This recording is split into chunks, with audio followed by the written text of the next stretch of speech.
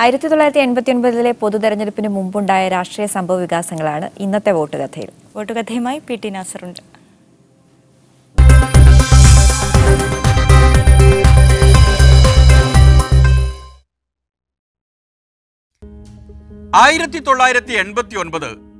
തെരഞ്ഞെടുപ്പ് വർഷമാണ്.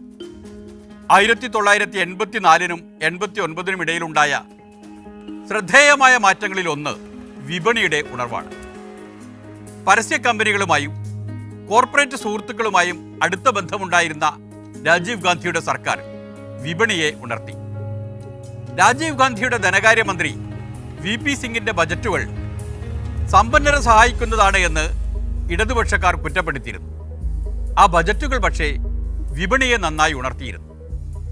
Car, fridge, motor bike തുടങ്ങിയ സാധനങ്ങളെല്ലാം ഈ രാജ്യത്ത് നിത്യോപയോഗ സാധനങ്ങളായി മാറി. 1980കളുടെ രണ്ടാം പകുതി വാണിജ്യത്തിന് നല്ല കാലമായിരുന്നു. വിപണി മൂലധനം വളർന്നു. സ്വാഭാവികമായും അതിലേർപ്പെട്ട കമ്പനികളും വളർന്നു. അതിവേഗം വളർന്ന കമ്പനികളിൽ ഒന്നാം സ്ഥാനത്താണ് റിലയൻസ്. ഇതോടൊപ്പം ഇന്ത്യയിലെ രാഷ്ട്രീയക്കാരുടെ ജീവിതശൈലിയിലും മാറ്റം വരികയായിരുന്നു. ഇതൊക്കെ നഗരങ്ങളിലെ കഥ മാത്രമാണെന്നും പറയാം. ഗ്രാമങ്ങളിൽ പട്ടിണി മരണങ്ങളും ക്ഷാമവും തന്നെയാണ് നാട്ടുനടപ്പ്. 1985-ലെയും 1987-ലെയും ഒറീസയിലെ ക്ഷാമങ്ങൾ തുല്യതയില്ലാത്തതാണ്.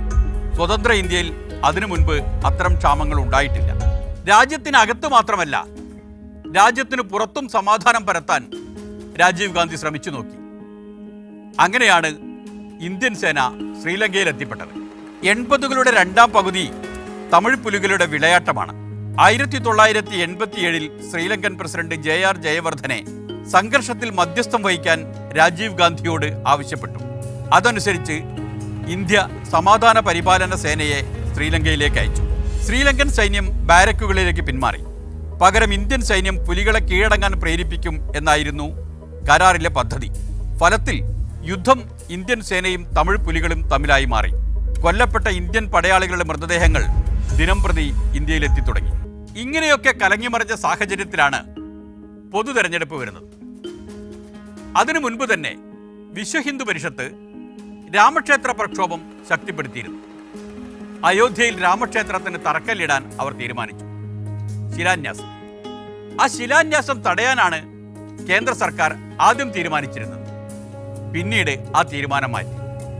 തെരഞ്ഞെടുപ്പിന് തൊട്ടു മുൻപ് ഹിന്ദു വികാരം വ്രണപ്പെടുത്തണ്ട എന്നായിരുന്നു പുതിയ തീരുമാനത്തിന് പിന്നിൽ. അങ്ങനെ ശിലാന്യാസം നടക്കും എന്നായി. ശിലാന്യാസത്തിൽ പങ്കെടുക്കാൻ രാജ്യത്തിൻ്റെ എല്ലാ ഭാഗത്തു നിന്നും പൂജിച്ച കല്ലുകളുമായി കർഷകർ അയോധ്യയിലേക്ക് നീങ്ങി.